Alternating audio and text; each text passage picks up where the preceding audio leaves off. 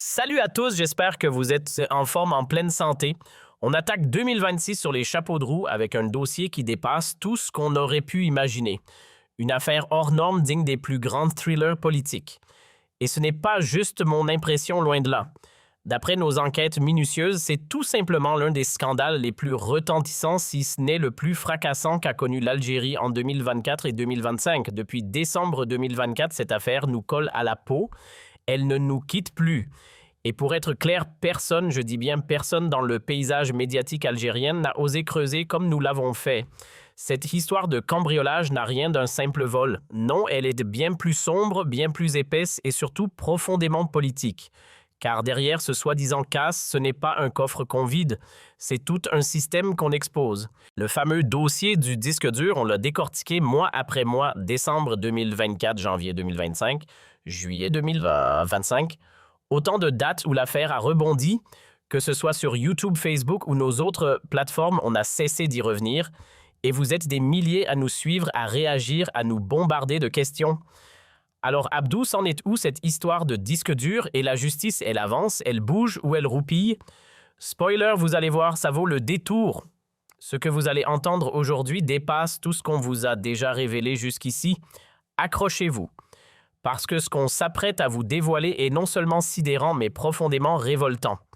On parle d'un niveau d'amateurisme judiciaire qui frôle le ridicule et malheureusement ce n'est pas une blague.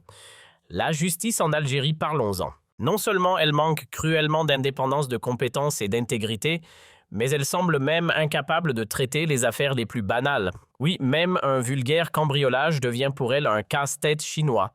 Sauf que cette fois, ce vol apparemment ordinaire cache un labyrinthe d'intérêts, de manœuvres politiques et de silence coupable. On aurait pu classer ça comme un fait divers, mais non, c'est devenu un feuilleton d'État. Alors pour ceux qui débarquent ou qui veulent un petit rappel retour sur les origines, cette fameuse histoire de disque dur commence entre mars et avril 2013.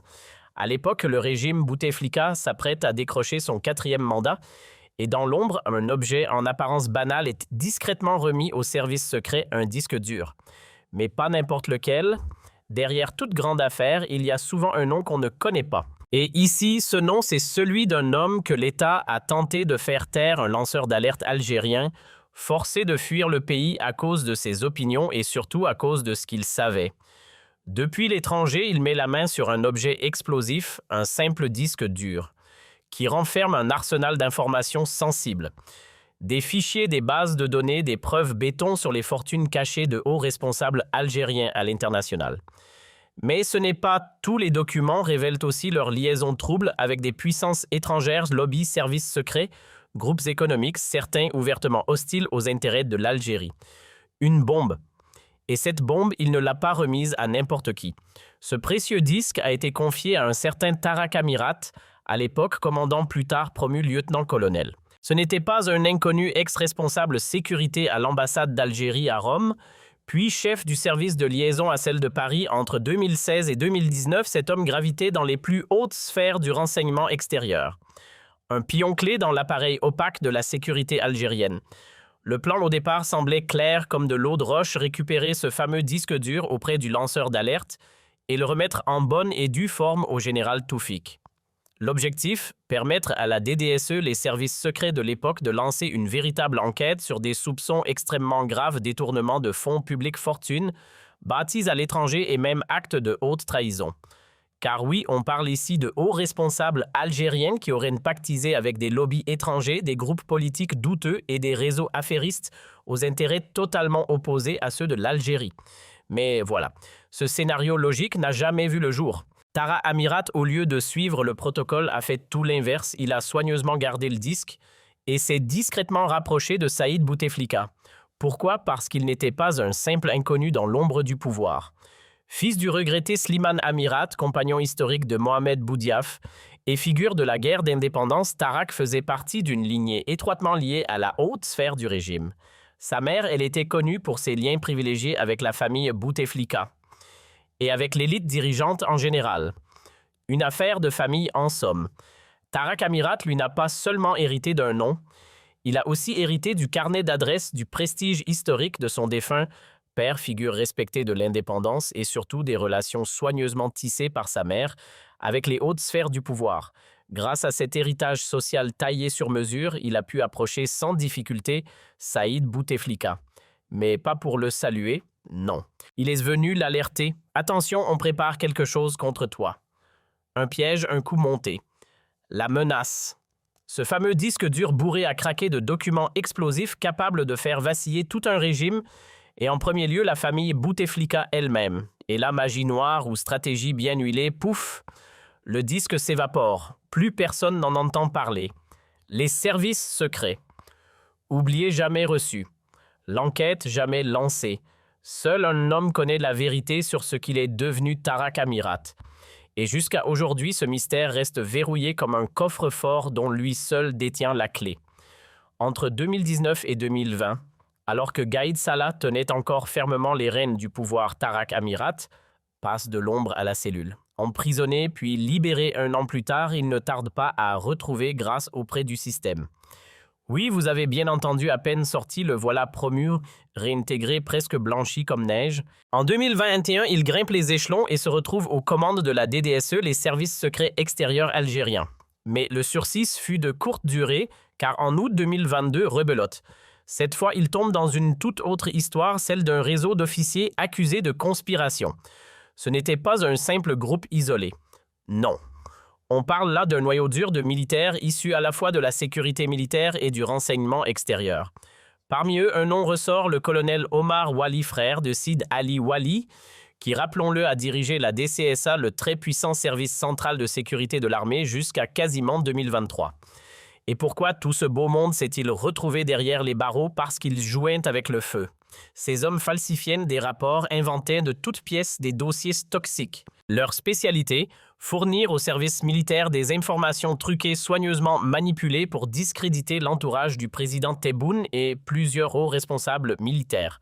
Autrement dit, un poison injecté au sommet de l'État. Alors que Tarak Amirat a bel et bien comparu devant la justice dans le cadre de l'affaire des officiers comploteurs, une autre affaire bien plus explosive a elle échappé à tout jugement. Oui, vous avez bien deviné l'histoire du disque dur. Malgré nos nombreuses émissions où nous avons alerté, détaillé, dénoncé, rien n'a bougé. Le tribunal militaire de Blida a tout simplement refermé le dossier comme on ferme un vieux tiroir poussiéreux. Classé, éteint, enterré. Mais pendant ce temps, du côté du lanceur d'alerte, celui-là même qui avait confié le disque en 2013, au service secret, un tournant inattendu se produit.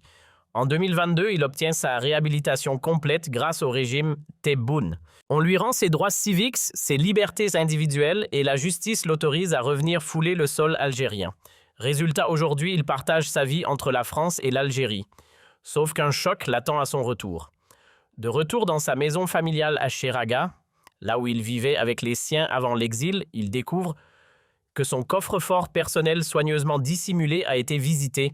À l'intérieur, il y avait des copies de documents extraits du fameux disque dur, des pièces sensibles conservées à titre de sauvegarde. Et ce coffre, croyez-moi, n'était pas du genre qu'on ouvre avec un tournevis. Ce n'était pas un simple butin. C'était un trésor au sens propre.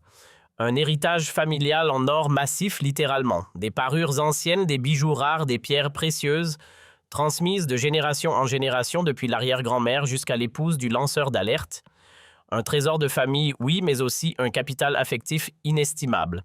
Et pour ceux qui aiment les chiffres, accrochez-vous, la valeur de ce petit coffre aux merveilles dépassait les 300 000 €, l'équivalent d'une jolie maison en plein cœur de la France. Rien que ça. Ce pactole soigneusement dissimulé dans le même coffre-fort que les copies des documents sensibles extraits du fameux disque dur n'a pas simplement disparu, il a été visité. Cambriolé, comme par magie. Pas un mot, pas une alarme, aucune explication. Le coffre ouvert. Le contenu volatilisé. Coïncidence. Vraiment un coffre-fort cambriolé. Pas n'importe lequel. Un monstre de technologie, un véritable bunker métallique laissé dans la maison familiale à Soaras. Et ce n'est pas le genre de choses qu'on force avec un tournevis ou un cintre tordu. Non, là, il fallait des professionnels, des experts du crochetage haut niveau. Bref, des cambrioleurs formés, aguerris, presque des artistes. Fin 2022, la famille du lanceur d'alerte porte plainte. Et c'est le tribunal de Sarras qui est censé se pencher sur l'affaire. Censé parce que dans la réalité, aucune enquête sérieuse, le dossier traité à la va-vite, le jugement expédié comme si on voulait vite passer à autre chose. Alors bien sûr, la famille ne lâche pas. Elle fait appel. Et l'affaire atterrit à la cour de Scarras, confiée à un certain juge Magnus Abdul Wahhab. Ce nom, vous le connaissez si vous suivez nos enquêtes, on en a parlé plus d'une fois sur Algérie Par. Et pour cause, ce monsieur a l'art de faire traîner les choses, d'enterrer les dossiers. Dans cette cour, l'enquête est une illusion. Vous voulez une preuve facile. Depuis qu'il a mis la main sur ce dossier, début 2025, le juge Abda s'est contenté de nommer des experts comptables. Oui, vous avez bien entendu. Des spécialistes des bilans financiers, pas des bijoux, et leur mission déterminer si la famille possède vraiment de l'or. Autrement dit, apporter les factures, les certificats, les tickets de caisse, et pendant ce temps, les vrais voleurs tranquilles. Chaque année, c'est le même cirque, le juge fait venir 2, parfois 3 experts en comptabilité. Oui, vous avez bien entendu, pas des enquêteurs, pas des policiers scientifiques, non, des comptables. Leur mission, évaluer la valeur de l'or disparu. Et c'est tout. Aucun interrogatoire, aucun prélèvement, aucun voisin entendu, juste des tableaux Excel. C'est comme si pour un braquage, on appelait un caissier au lieu d'un inspecteur. Dans un pays normal, on envoie les techniciens, on interroge les témoins, on remonte les pistes, on cherche des indices. Mais chez nous, la justice compte, littéralement. Elle fait des additions des colonnes des devis. Ici, un juge, ce n'est pas un enquêteur. C'est un épicier en robe noire qui passe son temps à calculer. Tiens, cette bague vaut combien? Et ce collier, on l'estime à combien? Pendant un an, au lieu de traquer les coupables, il a juste évalué les carats. Mais grâce à nos investigations, on a compris que cette obsession pour les bijoux cachait autre chose. Pendant que la justice pédalait dans le vide, d'autres de vrais services de sécurité cette fois menaient leur propre enquête. Et devinez quoi? Ce disque dur dont on ne voulait même pas entendre parler au tribunal de Arras n'a jamais été pris au sérieux, pour 2 raisons très dérangeantes. Et si je vous disais que certains juges n'étaient pas seulement passifs dans cette histoire, mais carrément mouillés jusqu'au cou? Oui, vous avez bien entendu. Dans le même quartier que le lanceur d'alerte, là où le cambriolage a eu lieu, vivaient aussi des juges. Et tenez-vous bien, une partie du fameux trésor familial, l'or disparu, a été vue portée par l'une de ces juges. Lors d'un mariage à Zara, madame s'est affichée avec les bijoux au cou comme si de rien n'était. Le glamour du vol version institutionnelle. Alors que s'est-il passé 2 scénarios possibles, soit elle a directement participé au cambriolage, soit elle a acheté l'or volé auprès des vrais auteurs. Mais dans les 2 cas, ça pue. Et vous savez quoi? Personne ne veut enquêter. Pourquoi? Parce que quand les robes noires sont impliquées, tout le monde se tait. Et surtout parce que ce n'était pas un vol ordinaire. Cet or était lié au fameux disque dur, une affaire d'État, un parfum de service secret. Et là, tous les juges deviennent subitement allergiques au courage. Des coqs quand il s'agit de juger les faibles, des poules mouillées dès que ça touche aux puissants. Heureusement, de notre côté, on n'a pas lâché.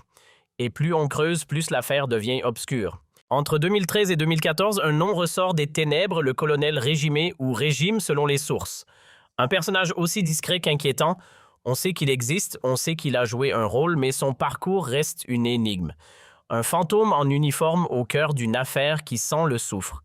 Mais au fait, ce mystérieux colonel Régimé, il sort d'où exactement? Était-il un rouage du renseignement militaire ou bien un agent de la DDSE, les services secrets extérieurs? Difficile à dire. Ce qu'on sait, c'est qu'il portait bel et bien les galons de colonel, ça c'est confirmé. Et ce même colonel, c'est lui qui aurait dirigé l'opération nocturne au domicile du lanceur d'alerte, celui-là même qui détenait le fameux disque dur remis à Amirat, accompagné d'une équipe triée sur le volet Régimé, aurait été celui qui a ouvert ou plutôt fait sauter le fameux coffre-fort. Pourquoi une telle mission digne d'un film d'espionnage? Parce qu'à partir du moment où Tarak Amirat a mis Saïd Bouteflika au courant de l'existence de ce disque dur hautement compromettant, il ne s'agissait plus seulement de récupérer un objet, mais d'effacer toute preuve qu'il ait jamais existé. Et le fil d'Ariane, la seule trace tangible, menait droit au coffre caché dans la maison du lanceur d'alerte, alors que faire impossible de passer par la voie légale une perquisition aurait nécessité l'implication de la justice, et ça, c'était hors de question. Il fallait une opération clandestine en dehors de tout cadre officiel. Résultat, selon nos sources, Tarak aurait discrètement donné l'ordre à ce fameux colonel régimé de se rendre à Soaras, de pénétrer dans le domicile, de forcer l'ouverture du coffre et de récupérer illégalement tout ce qui pouvait rappeler de près ou de loin le contenu explosif de ce disque dur fantôme. Lorsque l'équipe a ouvert le coffre-fort, ce n'était pas un simple vide métallique qu'ils ont trouvé, mais un véritable trésor de famille. Pourtant, chose étonnante, selon nos informations, le colonel régimé et ses hommes n'y ont même pas touché. L'or, les bijoux. Aucune importance à leurs yeux. Ce qu'ils cherchaient, c'était autre chose. Leur objectif, c'était les documents. Et ils sont partis avec une mallette pleine de papiers liés directement au fameux disque dur. L'or lui a mystérieusement disparu après leur passage. Ce n'est d'ailleurs pas un hasard si lors de l'arrestation de Tarak Amirat, en août 2022, on a retrouvé à son domicile à Alger plusieurs documents imprimés, exactement ceux extraits de ce disque dur disparu. On peut donc sans trop s'avancer conclure que ces fichiers ont été subtilisés entre 2013 et 2014 lors de l'intervention illégale au domicile du lanceur d'alerte à Kaha. Mais cette scène trouble a aussi eu des témoins. Des voisins, oui, ont vu une équipe entrer dans la maison. Et parmi eux, une gamine, Ben Yahia A, à l'époque âgée d'à peine 10 ou 11 ans. Aujourd'hui, elle en a 19 ou 20. Et devinez quoi? C'est elle que la justice a pointé du doigt dès le dépôt de plainte de la famille en 2022. Le tribunal de Sarah, au lieu de remonter la chaîne de commandement, s'est acharné sur une enfant. Pourquoi? Parce que cette petite fille interrogée dans le cadre d'une enquête éclair bâclée à la va-vite a avoué avoir mis un pied dans la maison ce jour-là. Elle aurait trouvé le coffre grand ouvert et, selon ses propres mots, aurait ramassé un sac plein d'or et de bijoux. Et là, accrochez-vous, d'après la version officielle du premier procès, à seulement 10 ans, cet enfant aurait volé l'or pour l'offrir à son petit copain. Un copain qui, bien sûr, aurait eu la brillante idée de le revendre pour se faire de l'argent de poche. Voilà le scénario. Hollywood n'a qu'à bien se tenir. Alors, soyons sérieux 2 minutes. Ben Yahia avait 10 ans. Dix. Comment peut-on sérieusement prétendre qu'une enfant de cet âge avait un petit ami et qu'elle aurait comme par magie réussi à ouvrir un coffre-fort high-tech, un modèle sophistiqué, sécurisé, blindé? Non, mais franchement, même un adulte y laisserait ses outils. Cette version, c'est de la pure science-fiction, une histoire cousue de fil blanc. Au début, ils ont tenté de coller ça sur le dos du père, puis changement de cible, une personne âgée du voisinage, rien n'a tenu debout. Parce que peu importe qui vous êtes, enfant, ado, adulte ou papy retraité, un coffre de ce niveau, ça ne s'ouvre pas avec un trombone. Il faut des outils spécifiques, des connaissances, peut-être même un chalumeau industriel ou de la dynamite. En clair, seuls des pros, des vrais cambrioleurs pouvaient réussir ce coup-là. Alors, évidemment, la famille de la victime, celle du lanceur d'alerte à qui appartenait tout ce trésor, n'a jamais cru une seule seconde à cette enquête grotesque. Comment le pourrait-on? Tout ça pour faire porter le chapeau à une gamine, mais l'histoire prend une tournure encore plus étrange. Parce que Ben Yahia a une sœur. Elle s'appelle Ben Yahia Naouda. Et leur mère vous demandait son nom, Rimi Fatima. Et croyez-moi, ce nom ne sort pas de nulle part. Tiens donc, comme c'est commode, la toute première suspecte dans l'affaire du cambriolage de Souaras, l'affaire du trésor disparu n'est autre que la fille d'une certaine Fatima Régimé. Et quand on parle de trésor, on ne parle pas de quelques dinars ou de babioles de marché, non. On parle de bijoux et d'or estimés à 300 000 € pour une wilaya comme Souaras, c'est un butin colossal. Donc oui, on utilise le mot trésor à juste titre. Et devinez quoi, cette fameuse Fatima Régimé mère de la petite Ben Yahia A n'est pas une inconnue dans ce scénario. Elle est la cousine directe, cousine germaine, s'il vous plaît, du colonel Régimé. Oui, celui-là même qui aurait coordonné le démontage discret du coffre-fort dans la maison du lanceur d'alerte. Autrement dit, le militaire qui est allé forcer l'entrée est de la même famille que la mère de la fillette soupçonnée d'avoir raflé l'or. Coïncidence. Sérieusement, alors forcément les doutes fusent. Est-ce que le colonel aurait discrètement prévenu sa chère cousine? Est-ce qu'elle était au courant de l'opération clandestine et aurait envoyé sa fille récupérer ce qui traînait dans le coffre? L'hypothèse n'est pas farfelue. Ce qui est sûr, c'est que le lien familial entre ce colonel Fatima et ses enfants est avéré. Et malgré cette relation troublante, la justice patauge. D'abord, il voulait condamner la fillette à 1 an de prison, oui, vous avez bien lu. Finalement, elle n'a jamais été incarcérée. Aujourd'hui, l'affaire est en appel et on ignore toujours ce que le système judiciaire compte faire d'une enfant qui, rappelons-le, n'avait que 10 ans au moment des faits. Soyons sérieux 2 minutes. On ne va quand même pas accuser un enfant d'avoir réussi à forcer un coffre-fort high-tech. Juridiquement, c'est irrecevable. Et logiquement, c'est carrément grotesque. Un môme de 10 ans ouvrir un coffre aussi complexe, faut arrêter les scénarios de films d'espionnage. Mais l'affaire ne s'arrête pas là. Tandis que l'histoire du fameux trésor volé bat son plein, on découvre que la grande sœur de la petite Ben Yahya, répondant au doux nom de Ben Yahya Noor-Houda, n'est pas une inconnue dans le paysage bancaire local. Elle travaille tranquillement dans une agence de la Banque de la Badr à Badras. Et figurez-vous qu'il y a 2 ou 3 ans, cet employé modèle a octroyé un prêt bancaire colossal. À qui, me demanderez-vous? Eh bien, à son mari, un certain FDI promoteur immobilier et patron d'agence qui s'est vu allouer pas moins de 1,6 milliard de dinars. Oui, vous avez bien entendu, un crédit accordé par madame à monsieur. Mais ce n'est pas tout. Pour garantir ce prêt, il fallait bien une garantie béton. Et quelle meilleure hypothèque dans ce cas qu'un joli pactole en or, ça vous rappelle quelque chose. Et comme par un heureux hasard du destin, ou pas, la fameuse Noor-Houda Ben Yahya n'est autre que la fille de Régimé Fatima elle-même, cousine directe du célèbre colonel Régimé. Vous suivez.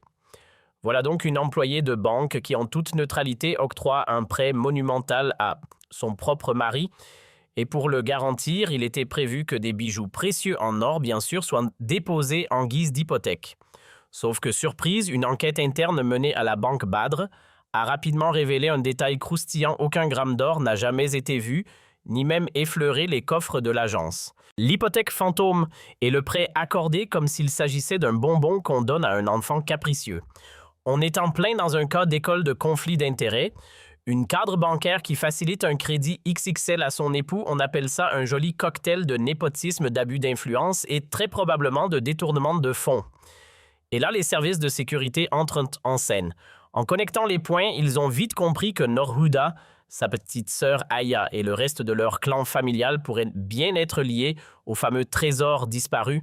Peut-être que l'or promis en garantie bancaire était justement celui qui a mystérieusement été perdu lors du cambriolage. Souvenez-vous, on l'a mentionné dès le début, une partie de ce fameux or volé a refait surface, et pas n'importe où. Tenez-vous bien, une partie a été repérée chez une magistrate du nom de Sid Samia. Mais ce n'est pas tout. Un autre lot de bijoux, a été localisé chez nul autre que le président d'une chambre du tribunal de Saraz, un certain Hamoud Bouker. On frôle la comédie judiciaire. Ce qui est désormais clair, c'est que certains juges ont carrément racheté ce butin volé. Et si l'on suit le fil logique, le nom qui revient encore et encore, c'est celui de Fatima Régimé. Tout indique que c'est elle qui aurait subtilisé l'or, probablement après un petit tuyau bien utile donné par son cher cousin, celui-là même qui avait ouvert le coffre. Elle se serait servie tranquillement, puis aurait écoulé une partie du trésor à cette fameuse juge S.B. Samia. Mais attention, là on n'est plus dans les petites histoires de voisinage. Une magistrate qui achète en toute conscience des bijoux volés, c'est du recel pur et simple. Et ça, mes amis, c'est pénalement lourd. Et pour que ce soit bien clair, le recel de biens volés, c'est interdit dans toutes les lois qui se respectent. En France, on appelle ça retel de vol. En Algérie, peu importe le nom exact dans le code pénal, le crime reste le même: se rendre complice du vol en acceptant d'en profiter. Voilà ce qu'on appelle dans le jargon judiciaire du recel pur et simple: profiter d'un bien volé ou dissimuler un objet qu'on sait dérober. C'est exactement ce qui s'est passé ici. Ces magistrats qui ont mis la main sur l'or volé, que ce soit par achat ou par cadeau bien emballé, se retrouvent au cœur du scandale. Mais comme ces brillants acteurs de la justice officiers eux-mêmes au tribunal de Saraz, c'est tout un système de protection mutuelle qui s'est mis en marche. Entre collègues en robe noire, on se couvre les uns les autres, surtout quand ça commence à sentir le brûler. Car si l'un d'eux tombe, c'est toute la pyramide judiciaire locale qui pourrait s'effondrer. Ce serait une tâche indélébile sur l'image de l'institution et ça risquerait même de forcer l'inspection générale du ministère de la Justice à sortir de son silence. Et là, qui sait ce qu'on découvrirait d'autre en creusant un peu sous les tapis épais du tribunal de Saras. Des pratiques douteuses, des complicités étouffées, rien n'est exclu. On sait déjà que l'or volé a été en partie écoulé, une autre partie conservée probablement pour servir de garantie à un prêt bancaire douteux. Aujourd'hui, tout cela n'est plus une rumeur, c'est documenté. On a les noms, on a les connexions. Le colonel Régimé identifié, sa cousine Fatima Régimé présente sur la scène. Et ses deux filles, chacune bien placées dans cette équation étrange où le pouvoir, la famille et l'or s'entrelacent comme dans un mauvais polar. Et ces infos, on les a obtenues nous-mêmes, preuve à l'appui. Mais, où s'est donc volatilisé le juge Abda, que fait-il? À quoi attend-il pour interroger Nordine, convoquer Ben Yahya Houda ou réentendre régimer Fatima Mystère? Pourquoi ne bouge-t-il pas le petit doigt pour remonter jusqu'au colonel régimé, l'homme clef de cette affaire, pour lui demander quelques comptes, voire plus? Et pourtant, s'il est débordé ou incompétent ou peut-être trop prudent, rien ne l'empêche de transmettre l'affaire aux juridictions militaires. D'ailleurs, d'après nos sources, même lorsqu'un militaire est impliqué dans une procédure civile, la justice peut parfaitement l'interpeller ou l'instruire. Ce qu'on comprend clairement, c'est que tout ce vacarme autour du coffre et du vol d'or n'est qu'un écran de fumée. L'objectif réel, faire disparaître les preuves compromettantes du fameux disque dur. Celui-là même qui, selon des sources très solides, aurait atterri directement entre les mains de Saïd Bouteflika. Et là, silence radio. Personne n'ose poser la vraie question, Saïd, où est ce disque dur et surtout qu'y avait-il dedans? Parce que si jamais ce disque commence à parler, certains piliers encore debout du régime actuel, oui, du régime Tebboune, risqueraient de trembler sur leurs fondations et peut-être même de s'effondrer. Et voilà pourquoi au tribunal militaire de Blida, cette affaire explosive a tout simplement été mise sous silence. On l'a planquée dans un tiroir poussiéreux fermé à double tour et surtout on évite soigneusement d'en reparler. Pourtant l'homme clé est bien là, derrière les barreaux. Il n'est plus ce qu'il était, plus aucune influence, plus aucun levier. Et malgré cela, silence total. Aucune convocation, aucun interrogatoire, aucun procès lié au disque dur. Rien. Alors que, soyons clairs, c'est l'État algérien lui-même qui a été floué dans cette histoire. Le préjudice est immense. Ce fameux disque dur, c'était censé être une pièce centrale essentielle entre les mains des services de renseignement. Un outil crucial pour protéger la nation, un élément de preuve dans une enquête d'envergure. Mais à la place, on a assisté à une compromission totale. Atteinte à la sûreté nationale, manipulation politique, des institutions, abus de pouvoir. Et pour couronner le tout, deux cambriolages. Le premier pour effacer les traces, le second pour rafler l'or familial. Si la justice fonctionnait comme elle devrait, si les juges avaient la colonne vertébrale pour faire leur métier, on n'en serait pas là.